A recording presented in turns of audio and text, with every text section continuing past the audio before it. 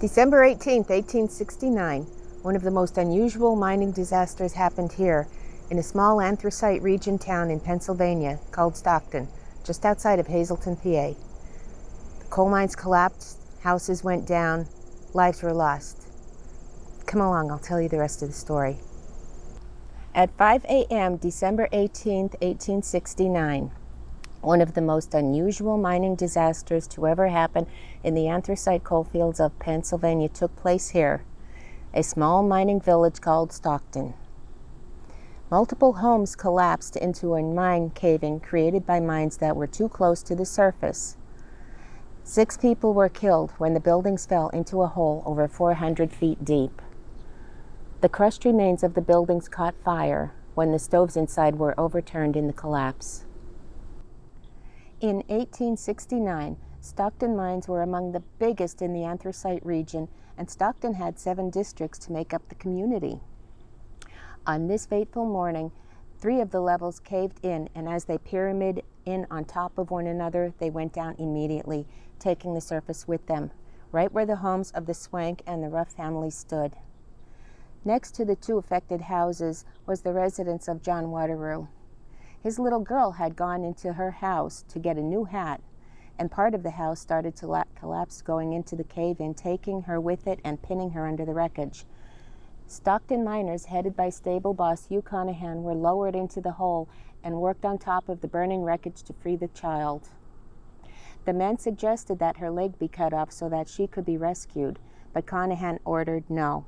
He said tied ropes to the tangled timbers, lifted up, and they were able to pull her out. She lived a full life and became a grandmother of 3 prominent people in the area.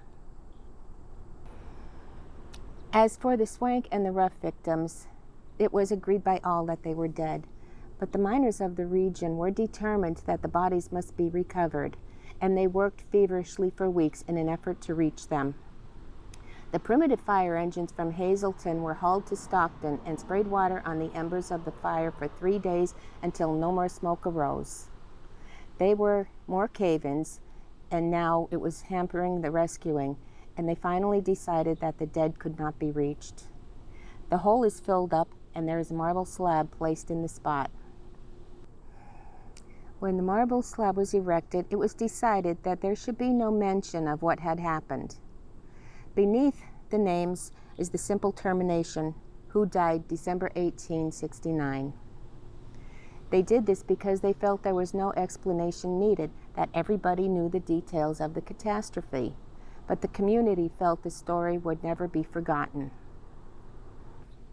Today, the little burial ground is the only cemetery in its place.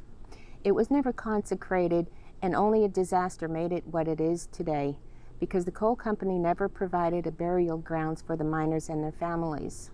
Within a few feet of the northern edge of the iron fence starts a giant cave-in that extends to a strip mine that rivals proportions of the Panama Canal. To the south are more cave-ins. What nature, gravity, and industry all seem to respect this spot where the 6 people met their fate. Every Memorial Day, there is a Memorial Day address here. The decoration of the slab with flowers, and the placing of Old Glory on the metal slab erected by the side of the marble marker, and taps is played over what is claimed to be the deepest land grave in which a soldier of anywhere sleeps his last repose. 600 feet is estimated to be the depth of the bodies of the Swank and Ruff families descended when they met their fate that day. The Hazleton steam fire engine has been throwing a continuous steam on the ruins since daylight. The firemen are doing all they can in their power. They have taken charge of the affair and have extended a rope around the hole, and they are allowing no persons inside. Trains are running continually every hour from Hazleton to the scene of the disaster, and will continue to do so until all the bodies are recovered, which will be some time yet, as it is still dangerous to enter the area because the earth is still continuing to fall in, and thus enlarging the cavity continually. The excitement now is very great and increasing because families in the vicinity are moving out of their houses.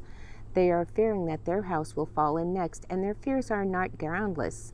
The general opinion, indeed, is that other houses will soon fall. There is also the danger of mines taking fire. The owners of the mines arrived at the scene of the disaster this afternoon, and they are sparing no pains to secure the bodies as speedily as possible. The mines are known as the East Sugarloaf Mines. Well, thanks for watching. It's a sad little piece of history, but you know, that's how it is. When you get too close to the surface, mines cave in, things happen.